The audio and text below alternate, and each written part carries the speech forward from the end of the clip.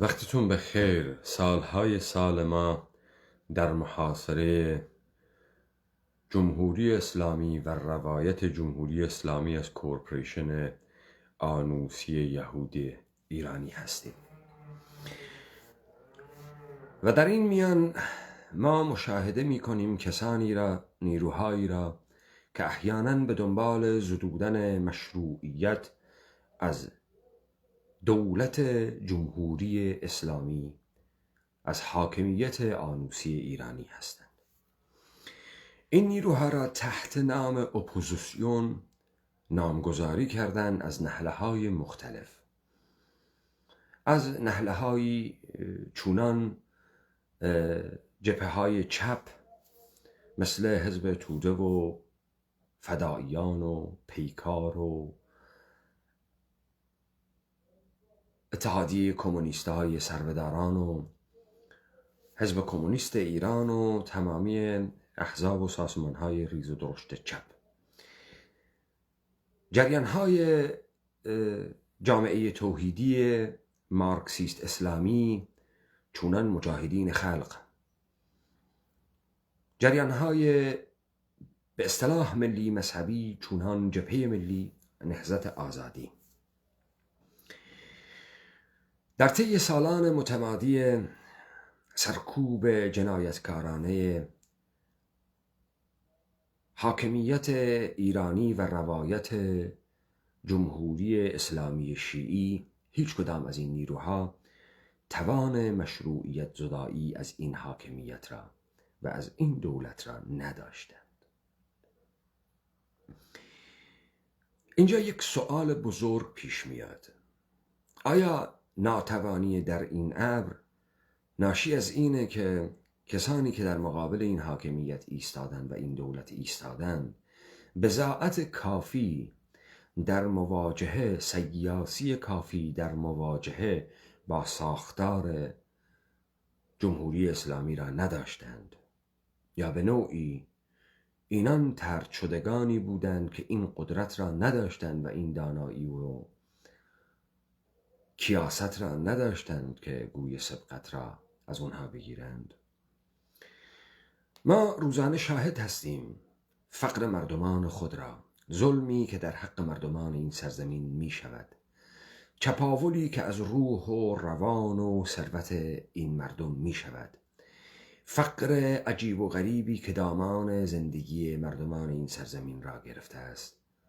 اما مردمان این سرزمین توان گذار تئوریک از حاکمیت دولت ایرانی و روایت جمهوری اسلامی را ندارد. اینی که مردم این توان را ندارد، مقصرینش کیست؟ چرا رسانه‌های به نام اپوزیسیون هیچ وقت نتوانستند این گذار را در ذهن مردم انجام بدهند؟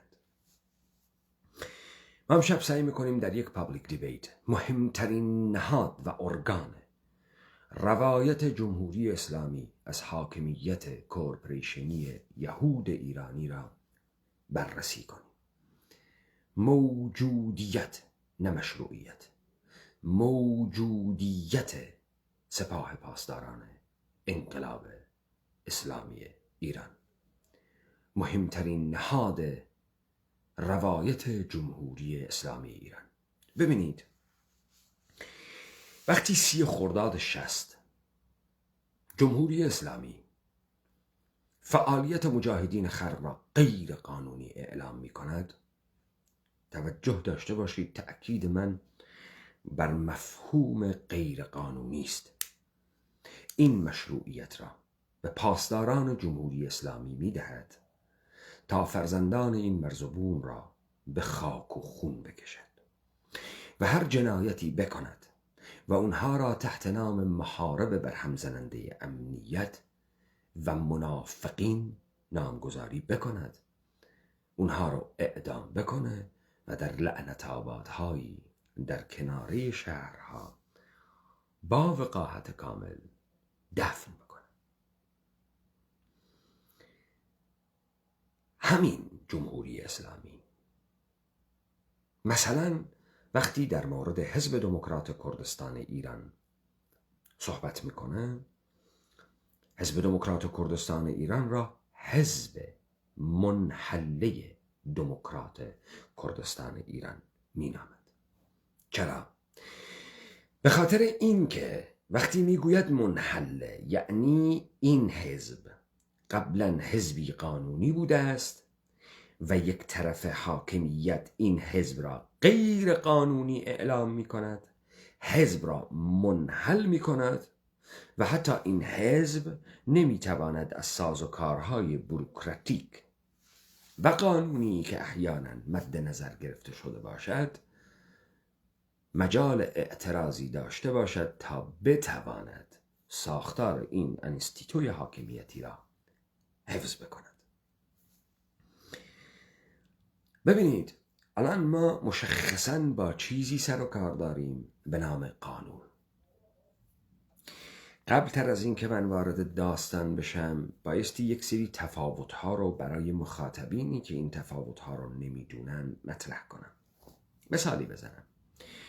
شما نمیتونی طرفدار فوتبال باشی، طرفدار پرسپولیس باشی، استقلال باشی، رئال مادرید باشی، منچستر یونایتد باشی، اما شما قواعد بازی فوتبال را ندانی. مثلا شما ندونی که فوتبال دو تیم 11 نفره در مقابل هم قرار میگیرن. شما ندانی که در هر بازی فوتبال هر تیم حق تعویض 3 نفر را دارد. شما ندانی که هر بازی فوتبال حکمیت می شود با 3 داور. 1 داور زمین بازی، 2 داور در کناره های زمین به نام کمک داور.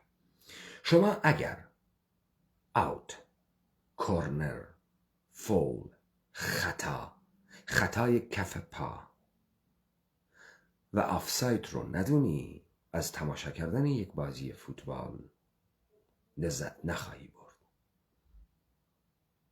چون قواعد این بازی را نمیدونی. یک سریال طنزی به نام برره ساخته شد و یک ایماژ به درد بخوری از لحاظ سیاسی به ما داد در اون سریال. مردمان برره ظاهراً مردمانی عقب افتاده، دهاتی، اما همه امکاناتی داشتند. مثلا کافی شاپ داشتند، مثلا به خاطر اینکه کافه گلاسه بخورن نخود گلاسه میخوردن و این مردمان مثلا شطرنج هم بازی میکردن. شطرنج برره‌ای مهره های بازی شطرنج بود، صفحه شطرنج بود، اما قواعد بازی شطرنج را نداشت و طرف مقابل ناگهان لنگ کفش خود رو در می آورد و بر مهره های بازی شطرنج می کوبید و می گفت مات. این شطرنج کاسپاروفی نبود. شما با همچین بازیگرانی نمیتونی شطرنج بازی بکنی. در حوزه سیاست هم به همچنین است. ما اگر قواعد بازی سیاسی را ندانیم، این توان را نداریم که از حریفی که در مقابلش می ایستیم بازی را ببریم و برنده بازی باشیم. ما از پیش در بازی شرکت کرده ایم که توان هیچ پیروزی در این بازی نداریم. به خاطر اینکه ما منظور خودمون رو واضح تر بیان بکنیم، یک سری تمثیل ها و یک سری مثال ها میاریم. ببینید، در بین کتب مقدس ادیان ابراهیمی و یهودی ما یک بایبل داریم و یک قرآن داریم. کتاب قرآن خبری است، اما کتاب بایبل تمثیلی است، یعنی مثال هایی میزند. حالا من هم میخوام هم از ترکیب 2 روش استفاده بکنم، هم تمثیلی و هم خبری. ببینید، شما بارهای بار در فیلم ها دیدید، به خصوص در فیلم های زبان اصلی به انگلیسی، فرزندی را باسترد میخونن. مثلا میگن که ادموند باسترد دوک ادنبروه. این به چه معناست؟ باسترد یعنی فرزند نامشروع. فرزند مشروع چیست؟ فرزند نامشروع چیست؟ ببینید از طبقات اشرافی، مالکینی که دوک و لورد ها بودند، خب دارای سرونت ها، غلامان، خدمتگزاران و کنیزه هایی بودند که در خدمت ملک و زمین اینها بودند. اگر اربابی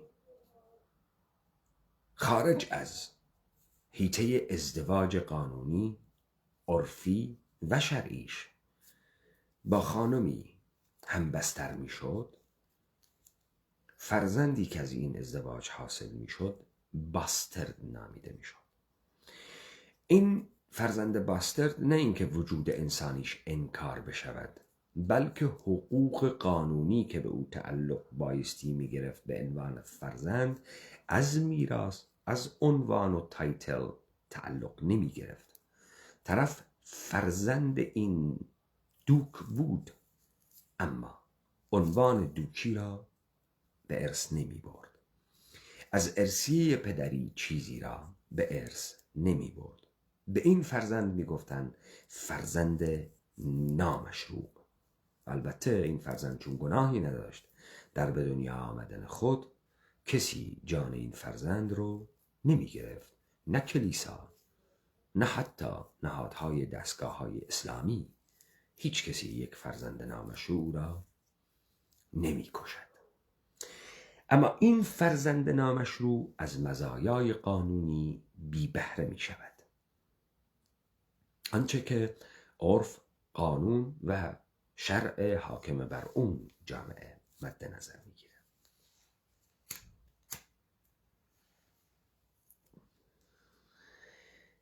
تمام اونهایی که همسن سالای منن و متولدین دوران انقلاب یا پس از انقلاب 57 به اینها گفتند انقلابی در سال 57 صورت گرفت. یک شورش بنیان برافکنی صورت گرفت که حاکمیت دولت ایرانی و روایت شاهنشاهی پهلوی را در هم کوبید و این انقلاب یک رهبریت انقلابی داشت به نام آیت الله خمینی که این مردم رو به نقطه جوش و نقطه طغیان رساند. این اون روایتی که برای ما کردن.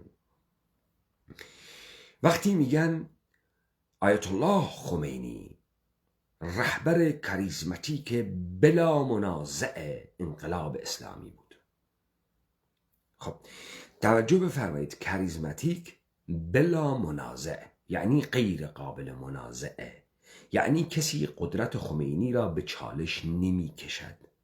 خمینی مطلقاً سوار بر این قدرت است و وقتی کاریزما دارد، حالی از قداست و قدسیت بروست که تمامی این مردم را حول قدسیت خود جمع کرده است. این اون تعریفیه که از خمینی شده و از جریانی به نام انقلاب 57. حالا ما میخوایم ببینیم این چقدر واقعیه. این واقعا انقلابه یا این یک پارادایم شیفته؟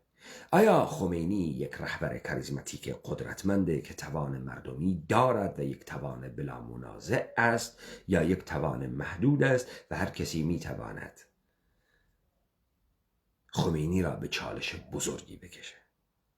این و مطرح کردن این مسئله میتواند در مسیر مبارزات ما یک تغییر بنیادین ایجاد بکند. زیرا دولت جمهوری اسلامی از منظر سوژگی خارج می شود و تبدیل به ابژه مردم می شود. تا به این دقیقه دولت جمهوری اسلامی در منظر و موقعیت سوژه ایستاده است و ما بقیه مردم رو ابژه خود می کند.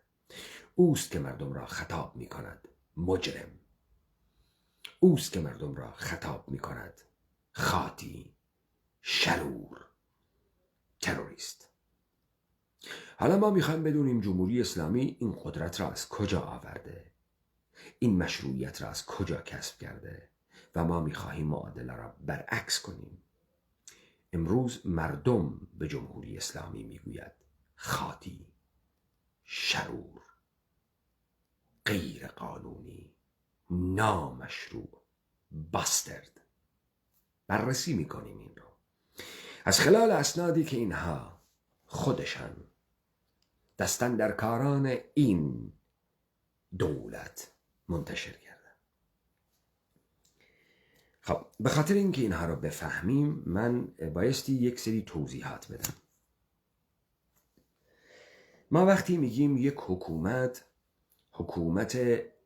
استبدادی است، مثلا محمد علی کتوزیان میگوید که حاکمیت‌های تاریخی ایران حاکمیت‌های استبدادی است. مثلا میگویند در ایران ما یک سیکل آشوب، امنیت، آشوب و امنیت داریم. هرج و مرج امنیت، هرج و مرج امنیت. خب این به چه معناست؟ بعد ناگهان احیانا انقلاب مشروطه چه نقطه آغازینی است که کسانی از برادران یهود ساخته میگویند این انقلاب ساختگی احیانا نقطه عطف تاریخ و آغاز عصر بیداری ایرانیان است. تفاوت یک دیکتاتور با یک مستبد چیست؟ چرا به شاه میگفتن مستبد، نمیگفتن دیکتاتور؟ اگر ما اینها رو ندونیم اون وقت نمیدونیم که با چه مفاهیمی سر و کار داریم، با چه هیولایی در افتادیم. ببینید تفاوت استبداد با دیکتاتوریت در اینه: در حکومت مستبد قانون وجود ندارد، بلکه شخص اول قدرت سیاسی خود قانون است. یعنی او هر آنچه دوست داشته باشد می کند و هیچ چیزی جلودار این کس نیست. به همین خاطر مثلا محمد علی کاتوزیان میگوید در این سرزمین چون قانونی نبود به راحتی پادشاه میتوانست وزیر را بکشد، به راحتی، مثل امیر کبیری که کشته می شود به دست ناصرالدین شاه در دوران متأخر، مثل داستان حسنک وزیر و مثل تمام این تاریخ وزیرکشی و پسرکشی و پدرکشی در این تواریخ مجعول.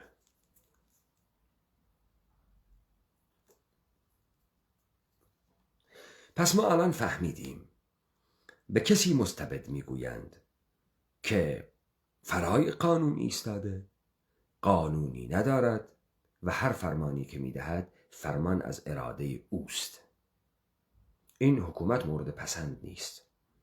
تحولی که در انقلاب مشروطه میخواهد بشود این است که این فرد رو کنترل بکنند تا بتوانند احیانا حاکمیت مردم را بر اساس قانون برپا بکنند. این قانون دو حوزه مدنی و عمومی دارد. اینجاست که میگویند برای اولین بار در جهان اسلام این ایران است که دارای حکومت قانون می شود و متقاعد این مجلس شورای ملی را برقرار می کنند.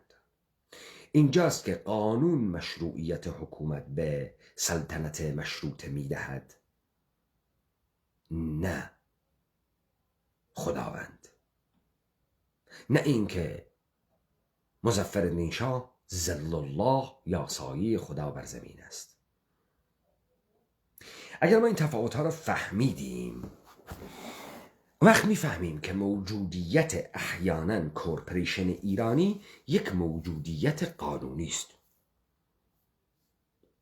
وگرنه این چیزی نیست که از جهان دیگری آمده باشد. این چیزی نیست که دستان خدا ساخته باشد. این یک توافقه.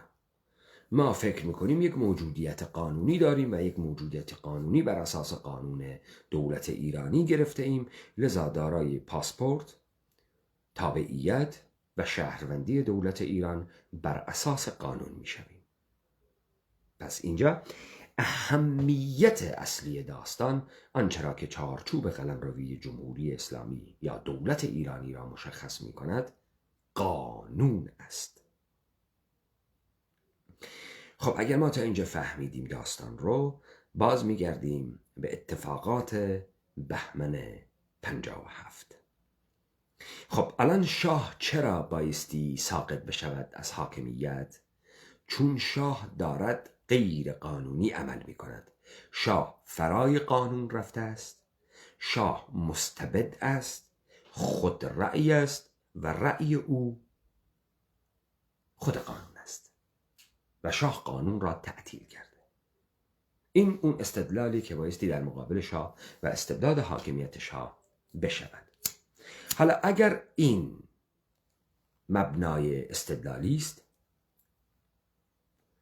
این مردمی که قیام کرده احیانا میخواهد حاکمیت قانون را برقرار بسازد و شخص مستبد را به زیر بکشد تا یک جمهوری برپا بکند. جمهوریتی که مشروعیت را از مردم، رأی مردم، نظر مردم میگیرد و در سایه قوانین که مورد پسند مردم و تایید مردم است دارد حکومت میکند. تمام این تعریف هایی که من کردم تعریف هایی است که حکامان دولت ملت های جهان امروز را ساخته است. خب حالا ما ثابت بکنیم که آیا آیت الله خمینی انقلاب کرد. تصور بفرمایید من امروز میتوانم انقلابی به راه بیاندازم، میلیون ها میلیون مردمان این سرزمین را پشت سر خود داشته باشم و به فرمان من این مردم از پای ننشینند تا آخرین قطره خون در تقابل با حاکمیت دولت ایرانی.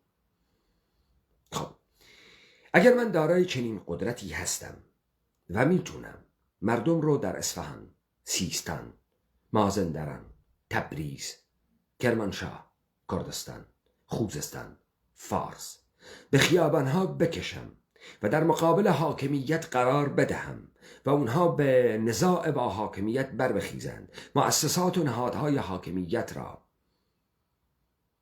نابود بکنند، چه چیز جلودار من خواهد بود که تمامی بنیان و ساختار دولت ایرانی را در هم نکوبم، مؤسساتش، نهادهاش و هر آنچه که میخواهد خاطره‌ای از این حاکمیت بیاورد. مثل کاری که بولشویک‌ها در روسیه کردند. فوراً تمام نهادهایی که دولت تزاری را به یاد میآورد در هم کوبیدند. خاندان رومانوف را کشتند تا دیگر این حاکمیت باز نگردد و اقتدار خود را حاکم کردند با بازوی نظامی ارتش سرخ. خب من اگر دارای چنین قدرتی هستم، چه چیز مانع من می شود که این کار را نکنم در همان فردای انقلابی که دارم به پیش میبرم؟ هیچ چیز جلودار من نخواهد بود، هیچ چیز، چون من این قدرت از آن خودم است. این قدرت از آن کاریزمایی است که من دارم و هیچ کسی در مقابل این کاریزما نبایستی یارای مقاومت داشته باشد، چون من مردمی را در پشت سر خود دارم، آحاد یک ملت را پشت سر خود دارم. این گزارشی است که بایستی از خمینی بشه. آیا خمینی این گونه بود؟ چرا خمینی از آغاز ورودش تا 22 بهمن 57 که چندین روز میگذره اعلام پیروزی انقلاب نمی کند؟ ولی چرا 22 بهمن پیروزی انقلاب جمهوری اسلامی است؟ ببینید این دوباره یک مغلطه است. این هنوز اسمش جمهوری اسلامی نیست، چون شما در مرداد سال 50 اگه اشتباه نکنم 8 که رفراندوم آری یا نه به جمهوری اسلامی را دارید، هنوز مشخص نیست چیه. حالا چرا ورود خمینی، سخنرانی در 12 بهمن 57 در بهشت زهرا و اون جمله معروف من توی دهن این دولت میزنم، من دولت تعیین میکنم، سرآغاز پیروزی انقلاب جمهوری اسلامی نیست. چرا 12 بهمن نیست؟ با اون جمله تاریخی خمینی، من به پشتوانه این ملت توی دهن این دولت میزنم، من دولت تعیین میکنم. اینا رو خمینی گفت. ولی 12 بهمن روز پیروزی انقلاب اسلامی نیست. 22 بهمن روز پیروزی انقلاب اسلامی است. اگر حضور مردم در خیابانها به هر میزان، ما نمیگیم آحاد ملت، ما نمیگیم 100% ملت، ما میگیم 5% ملت، اگر خمینی قدرت بسیج 5% از مردم سرزمین ما را داشت، چرا در روز 12 بهمن روز پیروزی انقلاب اسلامی نیست؟ چرا 22 بهمنه؟ خب مردمی که بودند به استقبال خمینی هم رفتند، او را تا بهشت زهرا هم بردند، خیابانها هم جارو کردند.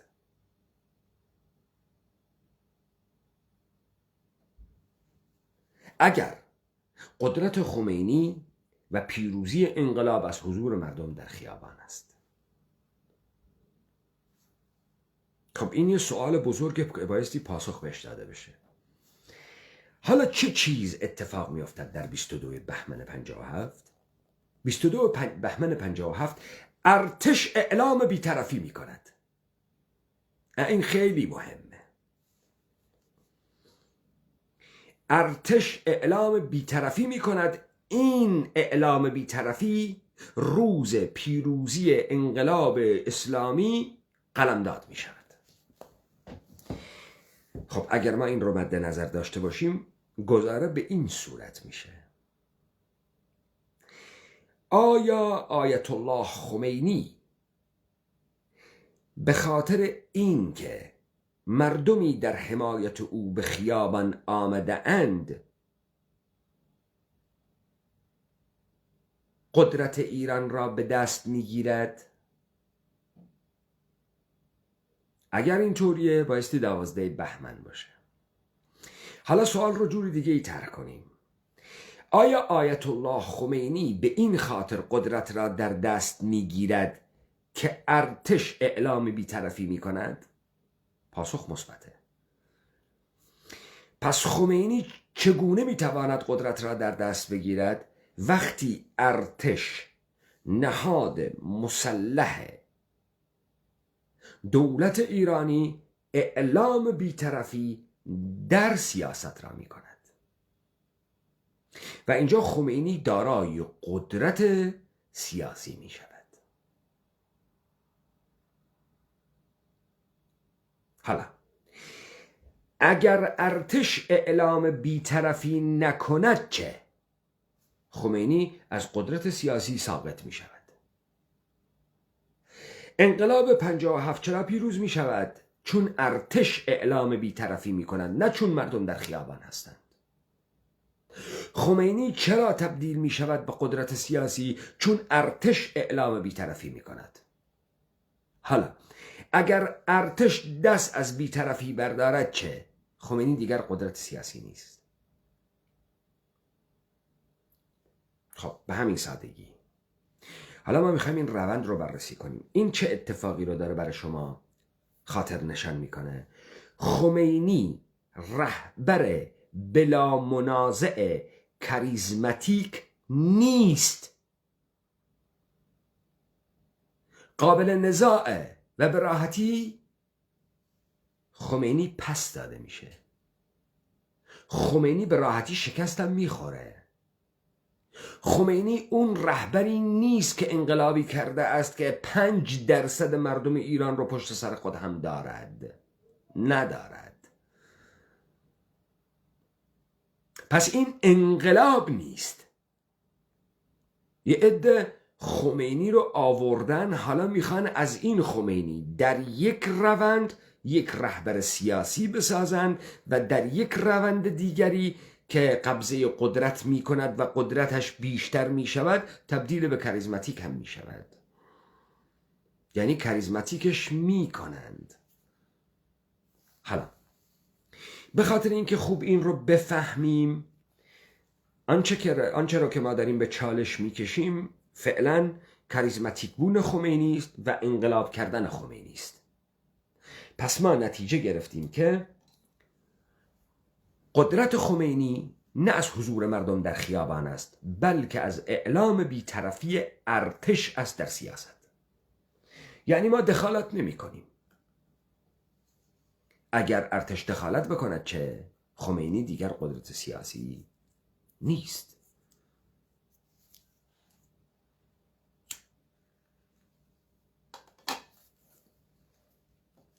حالا ما ببینیم این رهبر انقلاب آیا ادبیات مشهور خود را دارد. ادبیات خمینی چه بود؟ ادبیات دوگانه مستکبر و مستضعف بود.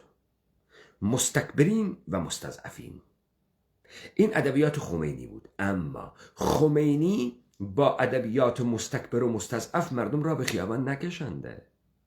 خمینی این ادبیات را در اول انقلاب ندارد.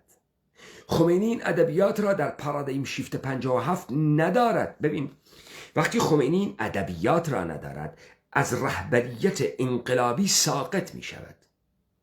خمینی با چه چیز انقلاب کرده است؟ الا یک مترسکی که با تبلیغات و پروپاگاندا دارن این آقا رو بزرگش می کنند و این آقا ادبیاتی ندارد که با او انقلاب بکند، دوگانه ای ندارد، طرح دشمنی نمیتواند بکند تا احیانا آحاد مردمی رو پشت سر خود داشته باشد. این انقلاب خمینی محتوا ندارد و تازه بعد از 6 ماه از بی‌طرفی و اعلام بی‌طرفی ارتش که خمینی داره دوگانه مستکبر و مستضعف میشه. برای اثبات این یکی از نامه‌های خمینی را خطاب به مردم کردستان در 29 بهمن 57 میخوانیم تا ببینیم در ادبیات. ببینید الان من صحبت کردم برای شما. من مؤسس آخیز کردوار سربخو اولی متن انقلابیم. در حرفایی که زدم و تحلیلی که دارم میکنم باز مفاهیم خودم رو به کار میبرم. من دولت ایرانی را یک حاکمیت کورپریتی یهود آنوسی میدانم. پس من ادبیات خودم رو دارم. چرا خمینی ادبیات خود را در نامه رسمی به عنوان رهبر انقلاب ندارد؟ چون این ادبیات موجود نیست. حالا میخونیم.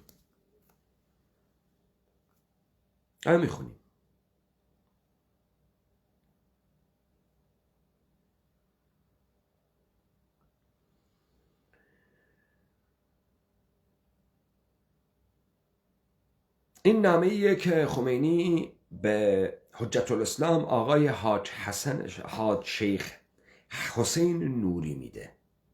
نامه اینه: برادران عزیز کردستانی.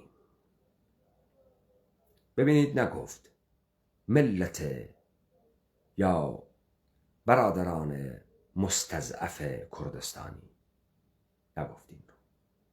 داره میگه برادران عزیز کردستانی وفقهم الله تعالی. ملت ایران هرگز همگامی و سخت کوشی و مجاهدت دلیرانه برادران کردستانی در مبارزات ضد استعماری و استبدادی رژیم طاغوتی پهلوی. ادبیات سیاسی رو نگاه کنید. استعماری، ببین اینجا نمیگه ضد استکباری، میگه ضد استعماری. اینجا دوگانه مشهور مستکبر و مستضعف نیست. خب استبدادی، اون مستبدی که من برای شما توضیح دادم، کسی فرای قانون، نبود قانون. خب ایراد خمینی به شاه کیه؟ که ایشان فرای قانونه، مستبده. این ادبیات سیاسی خمینیه. خمینی میگه که برادران کردستانی در مبارزات ضد استعماری این داستان ضد استعماری رو من براتون توضیح بدم. خمینی یک چهره برساخته بدون هیچ تفکر انقلابی در جریان مبارزات و انقلابات جهان سوم بر علیه استعمارهای کهن، من جمله الجزایر، من جمله مالایا، من جمله کشورهای آمریکای لاتین، من جمله کشورهای آفریقایی، کنگو، فضای دهه 60 و 70 فضای انقلابات جهان سوم است که اکثرا انقلابات ضد استعماری است. خمینی به عنوان رهبر انقلاب ایران هیچ ادبیات خاص خود ندارد، هیچ محتوای سیاسی برای زدودن مشروعیت از محمد رضای پهلوی را ندارد. مبارزات ضد استعماری، رژیم طاغوتی استبدادی شاه، این آقا هیچ کدام از اینها را تئوریزه نکرده و هیچ مشروعیت زدایی از محمد رضا پهلوی نکرده است.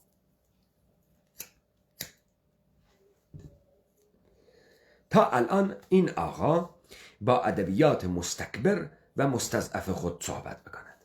خب این اهمیتش در کجاست؟ اهمیتش در غالب کردن خمینی مجعول الهویه برساخته دست نظام سلطه جهانی برای پارادایم شیفت 57.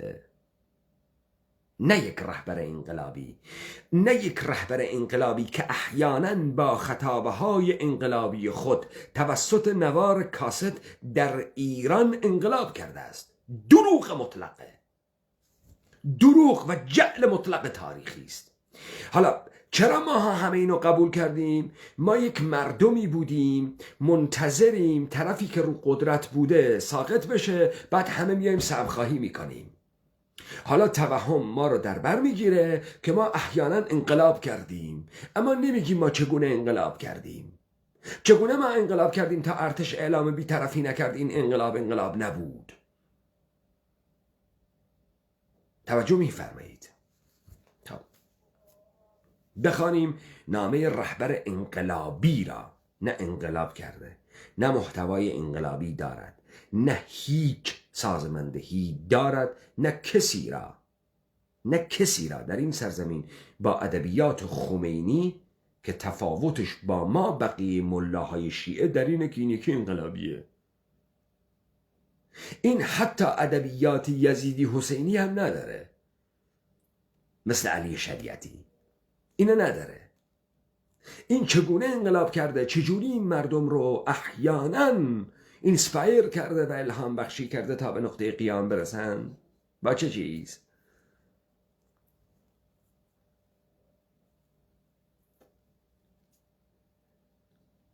خب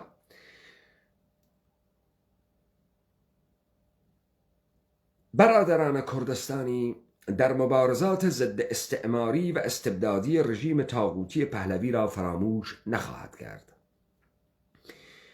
نهضت اسلامی ایران مظهر برادری شیعه و سنی و همگامی نژادهای مختلف کشور ایران است.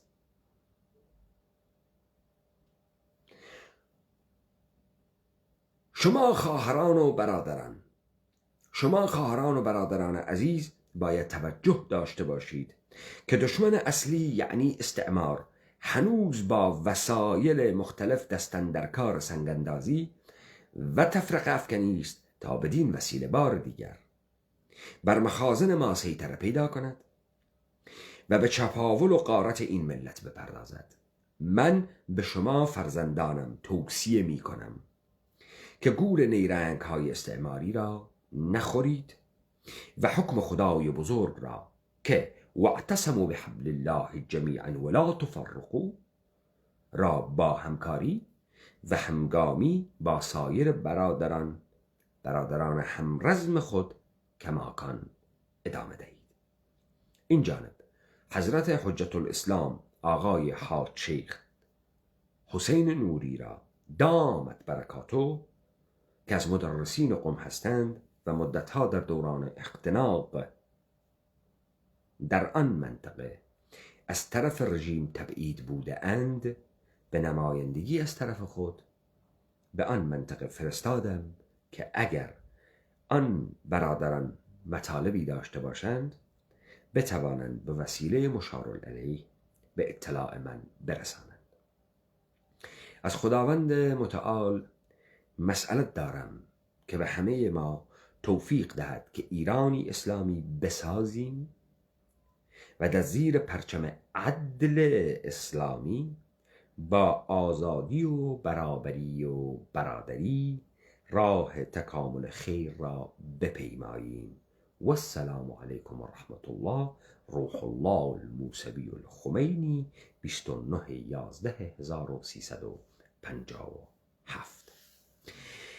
خب این ادبیات یک رهبر کاریزماتیک قدرتمند نیست.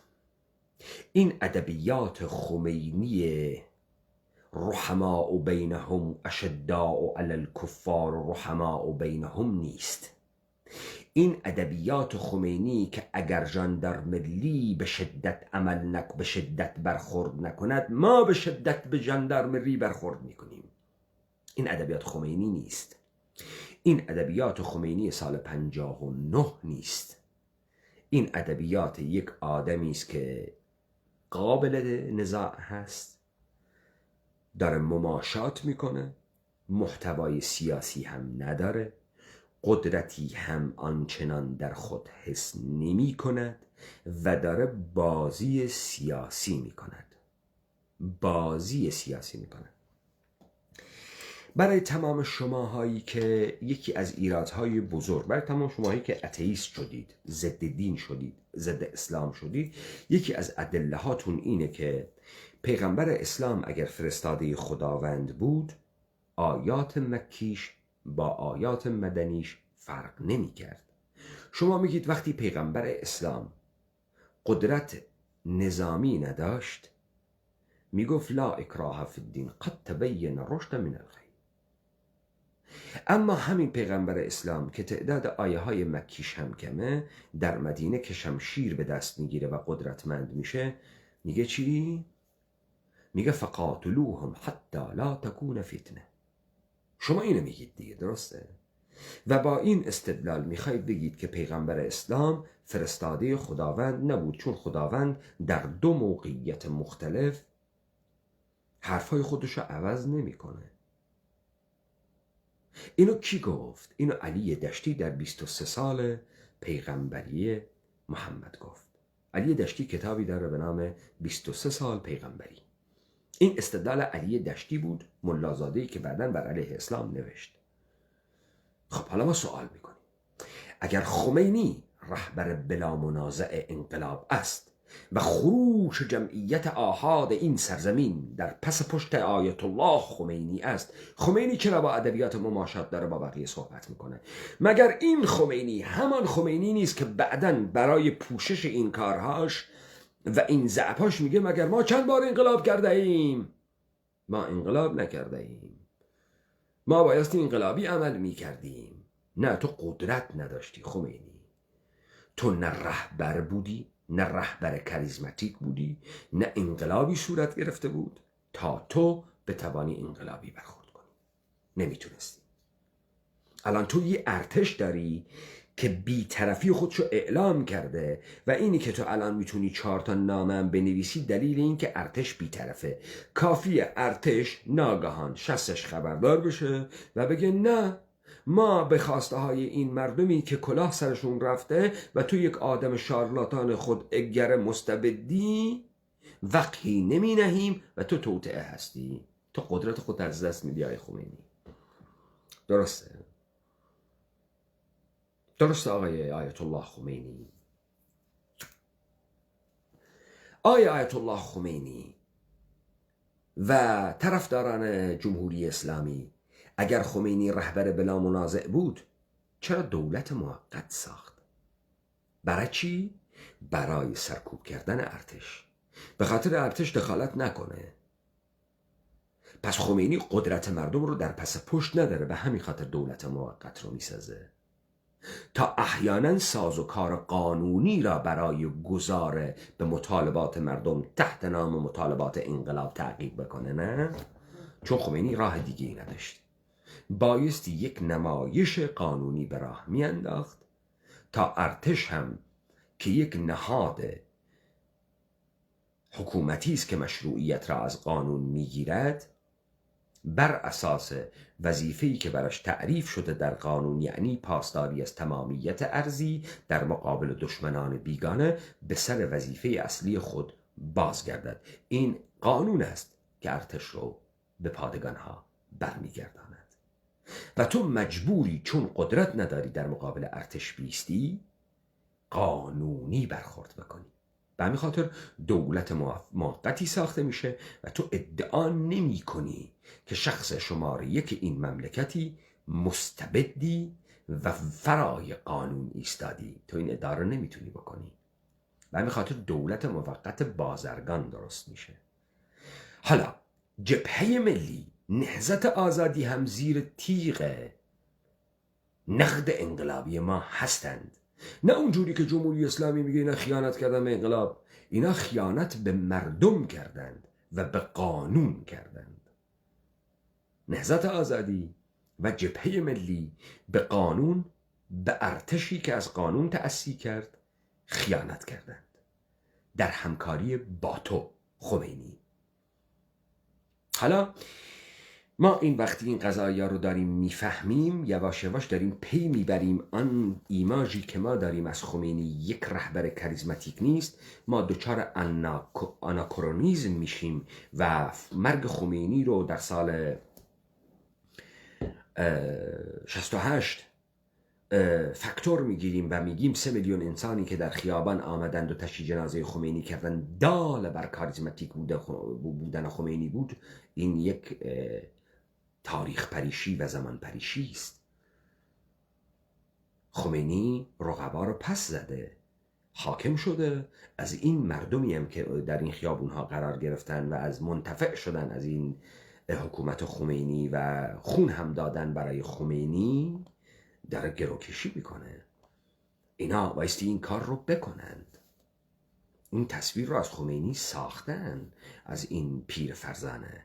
این تصویر رو نداره خمینی 57، نداره، قدرتش هم نداره و این یک جعل بزرگ تاریخیه که پارادایم شیفت 57 رو تبدیل کردن و ما همگی دست به دست هم داریم این توهم رو بزرگتر میکنیم. دلایلی که من ارائه دادم دلایل محکمه پسنده، دلایل حب و بغضی از بغض یزید و حب حسین نیست. و ما همطوری دلمون میخواد، خوشمون میاد، برای خودمون حکمای الکی میدیم. نه، محکمه پسنده بر اساس ادله و شواهد خودشان. با سوال میکنم، یک رهبر کاریزماتیک انقلابی چرا مثل لنین عمل نمی کند؟ چرا تمام ساختار حاکمیت را در هم نمی کوبد؟ چرا ارتش را منحل اعلام نمی کند؟ چرا کار نمی کند؟ به خاطر اینکه قدرت ندارد. به خاطر اینکه قدرتی که او میگیرد از بی‌طرفی ارتش است، نه از خیزش میلیونی مردمی که پشت سر او قرار دارند.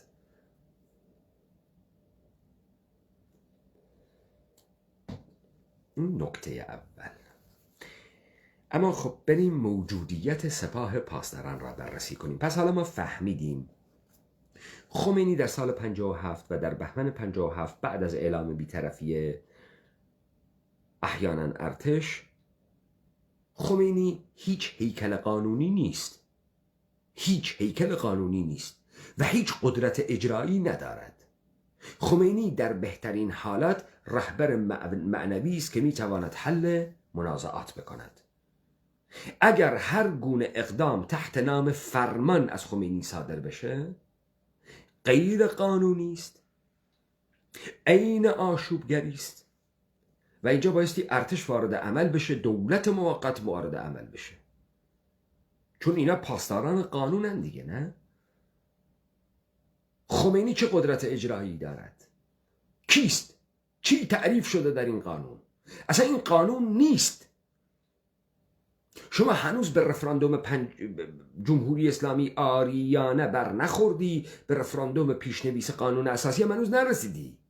بر اساس این سازوکاری که ارتش رو به پادگان ها فرستادی، بر اساس این سازوکاری که دولت موقت درست کردی، خمینی تو هیچ قدرت اجرایی نداری و نمیتوانی غیر قانونی عمل کنی. تویی که میخواهی از بستر قانونی و از بستر مشروعیت مردمی طی طریق بکنی تا به صورت مسالمت آمیز با کمترین هزینه ساختار سیاسی را عوض بکنی یا روایت سیاسی را عوض بکنی. تو نمیتونی خودت خاطی باشی وقتی بستر برات فراهم میشه. تو نمیتونی خودت خاطی باشی. تو خودت نمیتونی یاغی این قانون باشی، چون تو انقلابی عمل نکردی. انقلابی عمل کردن یعنی که در هم کوبیدن ارتش، در هم کوبیدن تمام مؤسسات دولت ایرانی و شما از نو بنیاد بنا می کردید و نکردی. پس این انقلابی عمل کردن نبود. شما دارید از راهکارهای قانونی عمل می کنید. برای اینکه خلأ قدرت ایجاد نشه، برای اینکه هرج و مرج ایجاد نشه، اداره کشور را به دست دولت موقت می سپارید و دولت بختیار را ساقط می کنید. خب حالا ما باز می گردیم به این که این خمینی حق صادر کردن هیچ فرمانی را ندارد. اگه تا اینجا این رو فهمیدیم، حالا ما یه فکت ارائه میدیم از برادران سپاهی.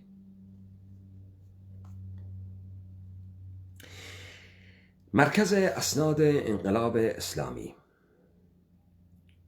مرکز اسناد انقلاب اسلامی، تاریخ شفاهی، عنوان تاریخ شفاهی، کد خبر 5748.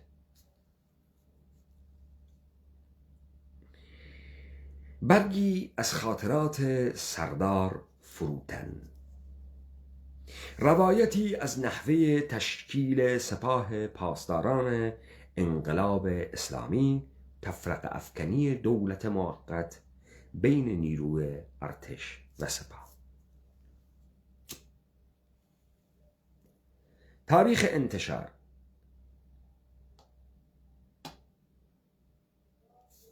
دوم اردیبهشت سال 1399، 21 اپریل 2020.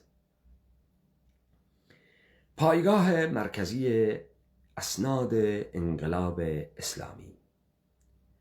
در نخستین روزهای پس از پیروزی انقلاب اسلامی در سال 57 بنا به فرمان حضرت امام خمینی به جوانان غیور و انقلابی ایران، عده‌ای از دلسوختگان راستین و پیروان صدیق ولایت فقیه گرد هم جمع شدند و نهاد مقدس سپاه پاسداران انقلاب اسلامی را پیریزی کردند. این جعل مطلق تاریخه، این دروغ مطلق تاریخه.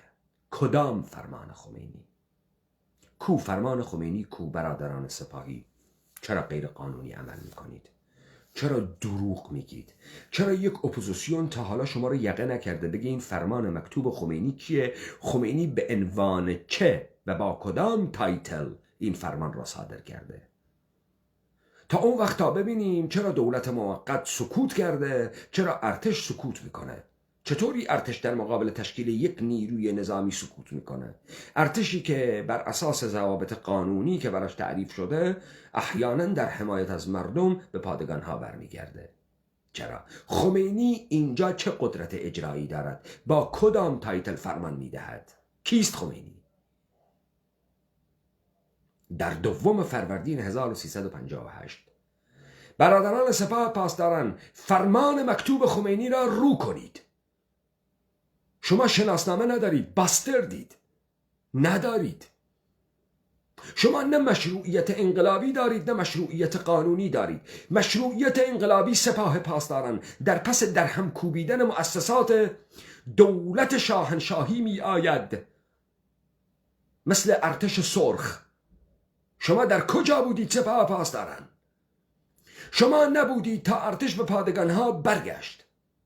شما نبودید تا دولت موقت تشکیل شد. شما نبودید تا مردم مسلح شد. شما کدام نیروی انقلابی هستید احیانا؟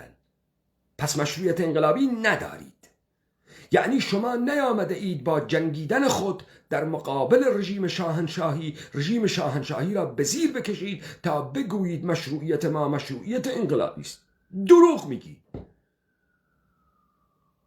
مشروعیت قانونی هم نداری. فرمان خمینی را رو کن، فرمان مکتوب خمینی را رو کن. نداری. حالا به خاطر اینکه ثابت بکنم نداری، من از پورتال امام خمینی برات میخوانم، از همون سایت هایی که خودتون دارید، از همون سایت هایی که پول سرزمین رو خرج پروپاگاندای خودتون میکنید. اسمشو گذاشتید روابط عمومی، پروپاگاندا.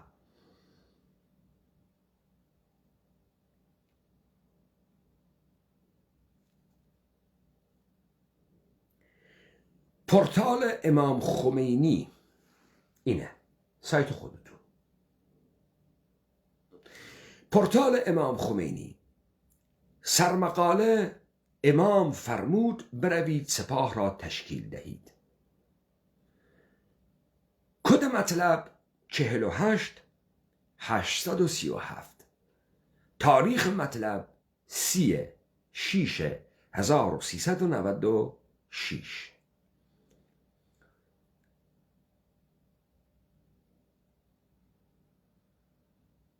سرمقاله امام فرمودند بروید سپاه را تشکیل دهید. عباس دوزدوزانی از پایه‌گذاران سپاه پاسداران انقلاب اسلامی این حرفا رو داره میزنه. عباس دوزدوزانی. 2 اردیبهشت سال روز دستور تأسیس سپاه پاسداران از سوی حضرت امام خمینی است. گرچه آغاز فعالیت و شکلگیری این نهاد انقلابی به همان روزهای پیروزی انقلاب باز میگردد، دروغ میگه. داره شناسنامه جعل درست میکنه. همون روزهای اول انقلاب کدام روزها نیروهای سپاهی وجود داشتند؟ کدام روزها اینا یک عملیات انجام دادن، مثل چریکای فدایی، مثل مجاهدین خلق سال 50، سال 52، سال 55. کجا نیروهای پاسدار اسلامی یک عملیات برای خمینی انجام دادن؟ یک عملیات مسلحانه. رو کنید برادران سپاه پاسداران تا تو مشروعیت انقلابی داشته باشی. نیست، نداری، دروغ داری، جعل میکنی. از همون روزای اول هر کی خیابان آمد سپاهی حساب میشه. حالا بررسی میکنیم. شما مگر با قانون کار نمی کنید؟ شما مگر وکلا و قانوندان و حقوقدان ندارید؟ مگر دستگاه قضایی ندارید؟ مگر شما ساختار بوروکراتیک دولتی ندارید؟ مگر شما ادعا نمی کنید دولت مشروع قانونی هستید؟ مگر شما هر کسی را مجرم، خائن و محدور و دم میدانید با همین قوانین و سازوکار قانونی باش برخورد نمی کنید؟ چگونه است اینجا حرفای قانونی نمیزنید خودتون؟ حالا میخونیم ادامه داستان رو.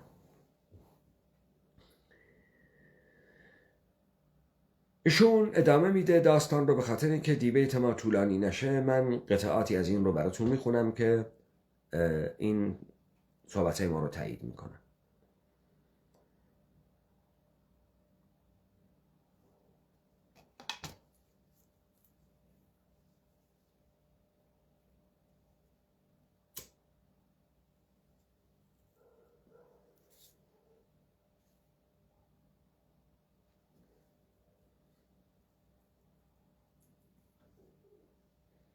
میگه مشابه همین دیدگاه در سه جریان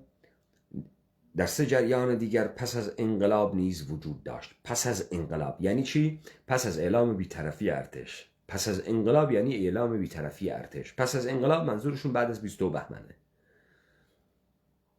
حالا من اینو میخونم، نامه ستاد ارتش رو میخونم که در روز 22 بهمن ساعت 10:30 بامداد اینها اعلام بی‌طرفی میکنند. میخونم اینو، ولی حالا اجازه بدید پس از انقلاب. پس انقلاب شد چه؟ اعلام بی‌طرفی ارتش. بین میگن انقلاب، revolution، اعلام بی‌طرفی ارتش.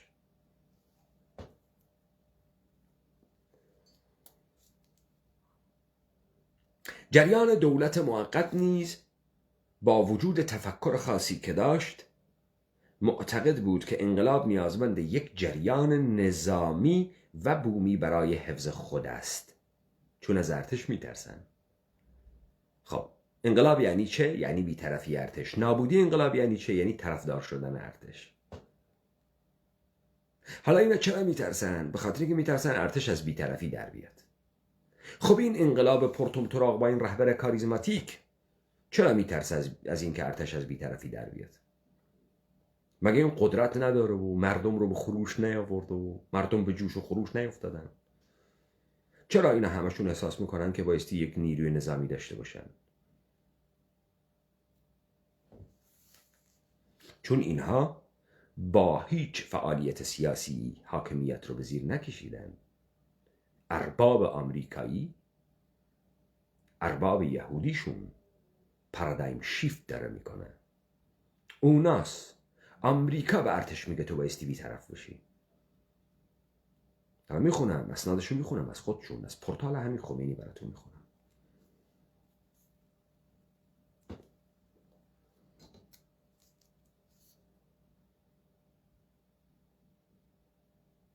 در آن مقطع جریان‌های نظامی و انتظامی موجود نمیتوانستند به تنهایی موفق باشند. موفق چه باشند؟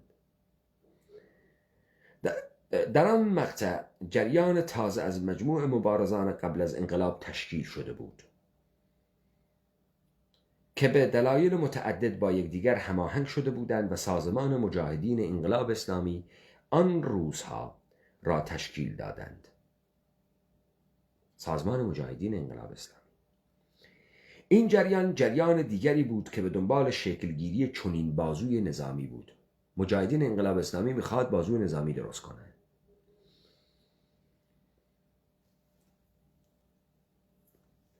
در آن مقطع نیز جریان دیگری تحت رهبری شهید محمد منتظری و 2 افسر شایسته و نخبه، یعنی شهید نامجو، شهید کلاهدوز، شکل گرفت که آنها با دوستانشان به شهید منتظری متصل شده بودند و ایشان سادجا را تشکیل دادند و فعالیت این گروه را سازماندهی کرده بود. ارتباط تنگاتنگ عناصر این 4 جریان توانست سپاه را تشکیل دهد. در آن مقطع یک شورای 12 نفره از این 4 جریان تشکیل شد که از طرف سادجا شهیدان منتظری، نامجو، کلاهدوز، از طرف سازمان مجاهدین انقلاب اسلامی شهید بروجردی، آقای محسن رضایی، محسن سازگارا و گاهی الویری، از طرف دولت موقت آقای رفیق دوست، آقای دانش جعفری و دکتر افروز، و از طرف زندانیان سیاسی قبل از انقلاب آقای جواد منصوری، ابو شریف، بنده یعنی آقای دوزدوزانی و برخی مواقع ابراهیم محمدزاده، و همچنین از طرف شورای انقلاب آقای موسوی اردبیلی و گاهی اوقات هاشمی رفسنجانی در جلسات شرکت می‌کردند که در این جلسات درباره تشکیل این بازوی نظامی بحث و گفتگو بسیار صورت می‌گرفت. حضور نمایندگانی از شورای انقلاب در جلسات این هسته 12 نفره نشان دهنده این بود که هم این جریان ها جا افتاده اند. یعنی خمینی نه تشکیلات داره، نه سازماندهی داره، نه هیچ داره. یه عده ناگهان در پس فضای بی‌طرفی ارتش سرقد علم میکنن و در زیر سایه دولت موقتی که بایستی جلو هرج و مرج رو بگیره، دولت موقتی که الان ارتش از او فرمان میبره و ارتش به این دولت موقت برای برقراری قانون اعتماد کرده، دارن توطئه میکنن که یک جریان نظامی تشکیل بدن. عمل غیر قانونی، عمل نامشروع، باسترد. بله.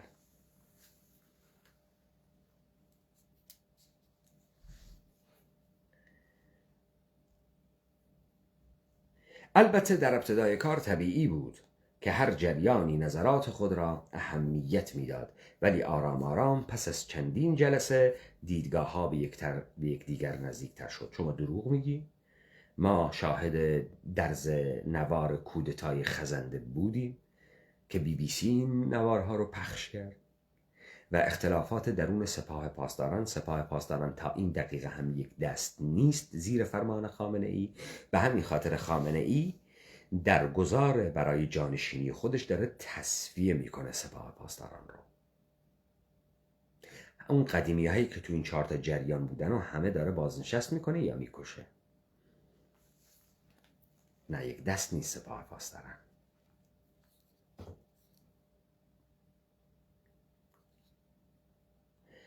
شاید در بدنه هر تشکیلاتی دیدگاه هایی مطرح می شد، ولی در اصل مشکلی وجود نداشت. در آخرین روز فروردین سال 58 که امام خمینی در قم به سر می بردند، اعضای این شورای 12 نفره به این نتیجه رسیدند تا برای کسب تکلیف از امام خدمت ایشان برسند. کسب تکلیف و نتیجه تصمیمات خود را به ایشان برسانند. به همین جهت این شورا تصمیم گرفت خمینی قمه ها، تهران نیست ها. به این شرط ارتش بی‌طرف شده، خمینی رفته قم که دولت موقت تعقیب مطالبات سیاسی را بکند. حالا خمینی قمه. خمینی هیچ مقام اجرایی نیست، در هیچ جای قانون اساسی تعریف نشده، رهبر انقلابی هم نیست مؤسسات رو در هم کوبیده باشه و حالا بخواد با اقتدار خودش بسازه مؤسسات رو. اینم نیست. پس من هم انقلابی بودن رو از شما گرفتم، هم قانونی بودن رو. حالا بررسی میکنیم.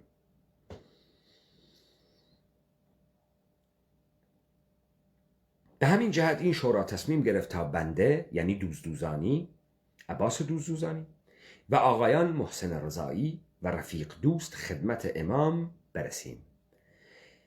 ما امام خمینی را در اتاقی که ایشان تفسیر سوره حمد می‌فرمودند ملاقات کردیم و در آن دیدار امام رو به ما فرمودند مسئله‌ای که دنبال می‌کردید چه شد؟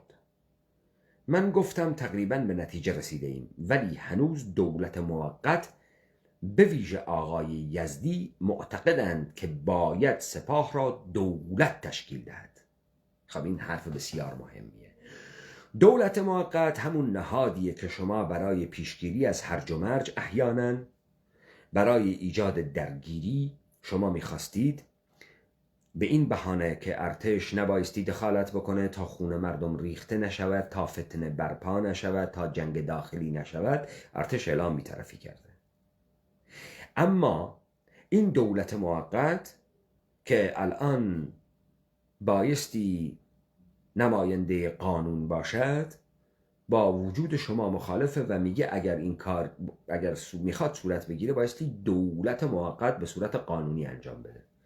اینو صراحتا داره میگه که یزدی گفت، ولی شما در بالا گفتی ما از هیئت دولتی ایده رو داشتیم. دروغ داری میگی. اینجا دولت موقت موظفه که پاسخگو باشه، نه به خمینی، به ما مردمان این سرزمین. خیانتی که جبهه ملی و نهضت آزادی کردند به قانون شما به قانون خیانت کردید. شما این مردم رو فروختید و این سرزمین رو به خمینی فروختید. برادران جبهه ملی و نهضت آزادی، شما خائنین به مردم و قانون این سرزمین هستید. حالا تعقیب میکنم.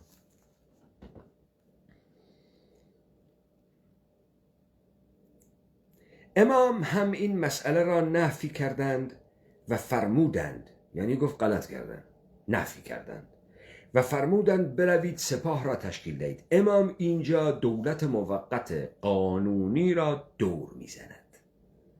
خمینی اولین قانون شکن پارادایم شیفت 57.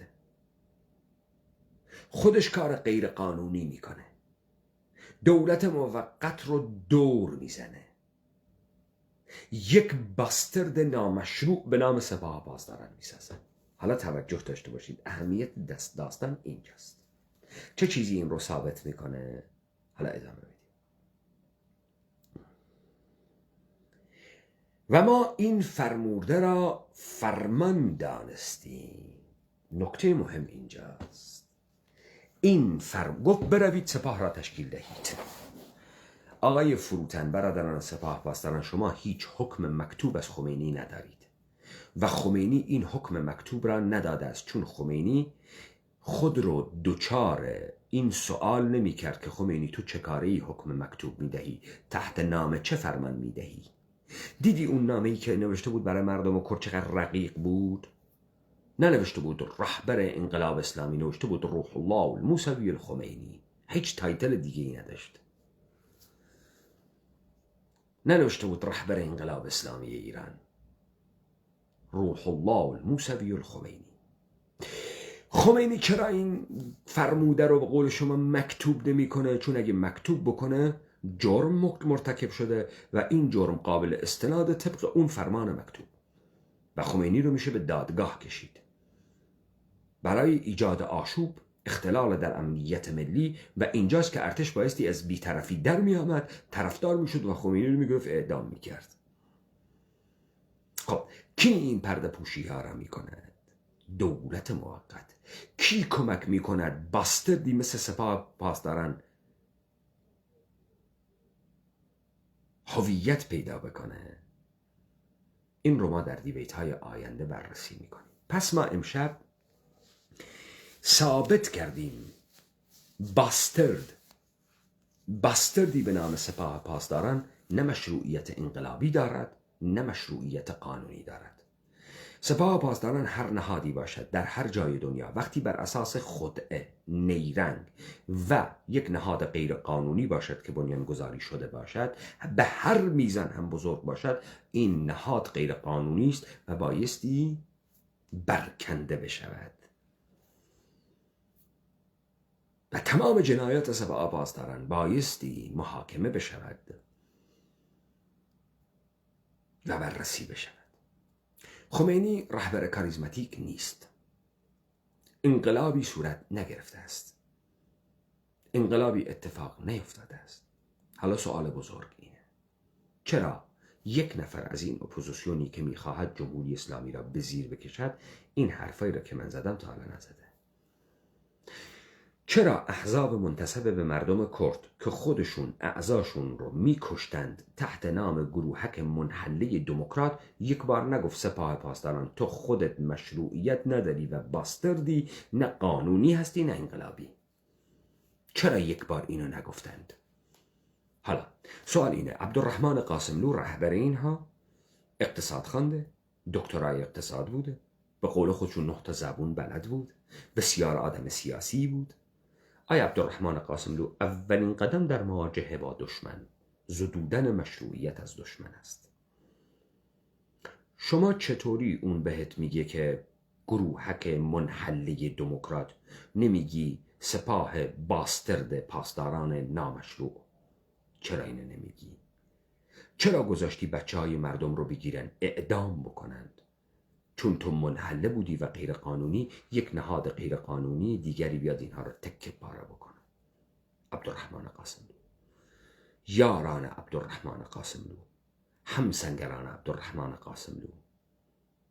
خب ما یک نتیجه میخوایم بگیریم: یا شماها انسانهای نالایقی هستید و اون توان و ذکاوت و باهوشی و لیاقت را ندارید و این توان را ندارید که حتی مواجهه بکنید با دشمن خودتان، یا اینکه نه، شما واقعا دشمنی واقعی نمی کنید با جمهوری اسلامی.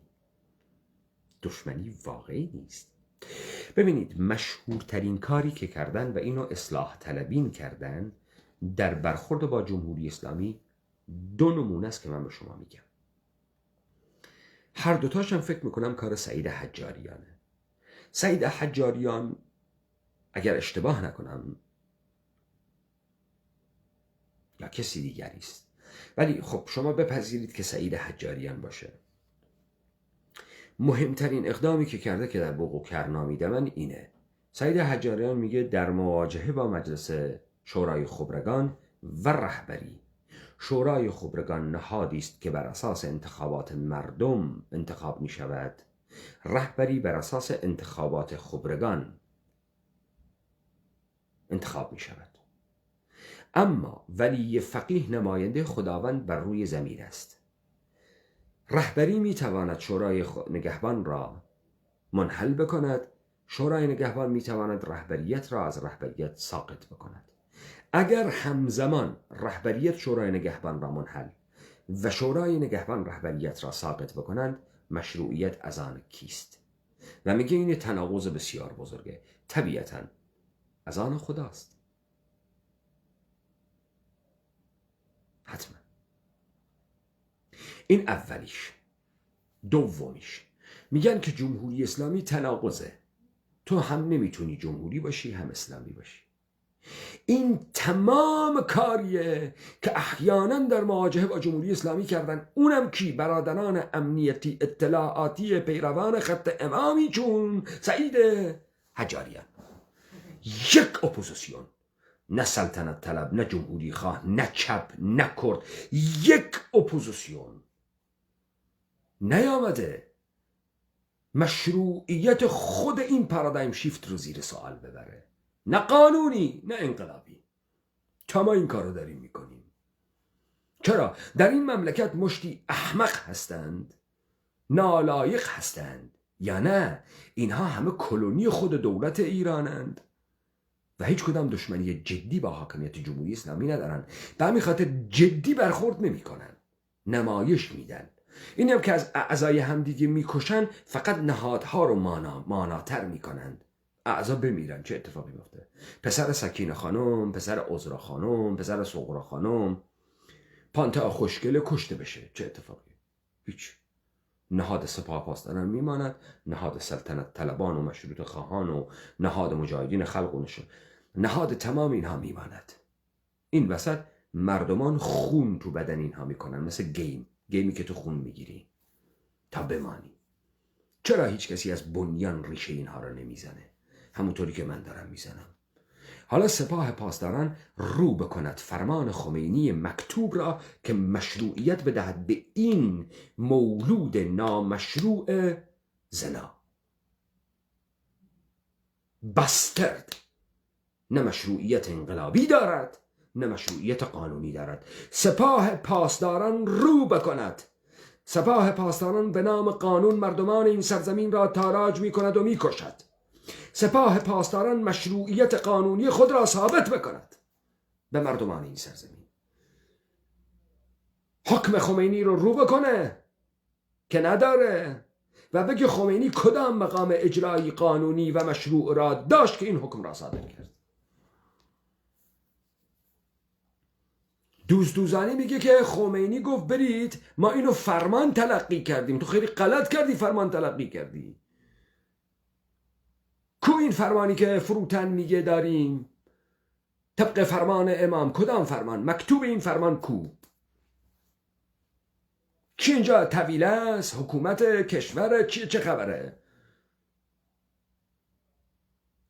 و اما برادران نهضت آزادی و جبهه ملی که شاهرگ، شما این سرزمین را برباد دادید. شما ارتش این سرزمین را که به شما اعتماد کرده بود اخته کردید. حالا ارتش میکنید و وطن میکنید. شما در مقابل خمینی سکوت کردید، ماسمالی کردید برای خمینی تا این موجود کثیف رو در این سرزمین به نام سپاه پاسداران درست بکنه. اما ارتش چرا دخالت نمیکنه؟ این نیروی میهنی چرا دخالت نمیکنه در ساخت یک بازوی نظامی دیگر؟ چرا دخالت نمیکنه؟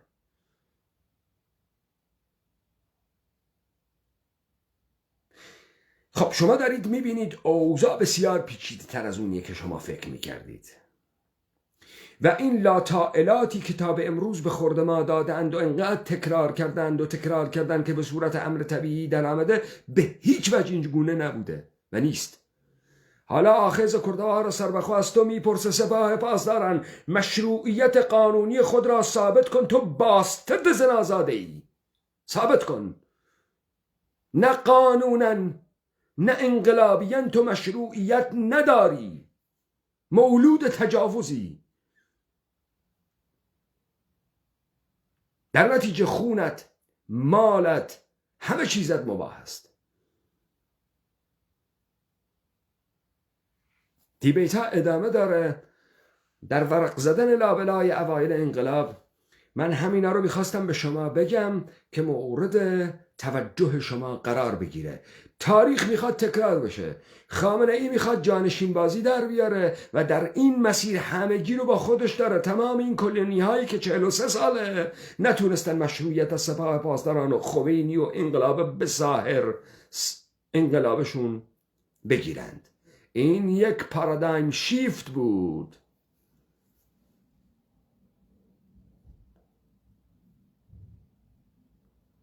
شبتون بخیر.